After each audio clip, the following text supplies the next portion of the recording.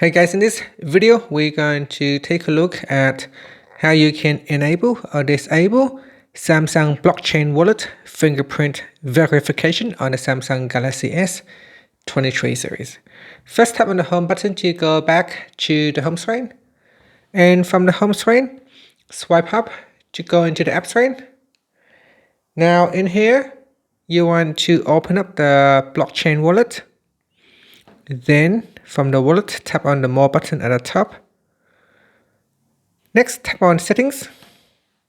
In the Settings page, go down and tap on Fingerprint Verification. Tap on the toggle button to turn off or turn on verification.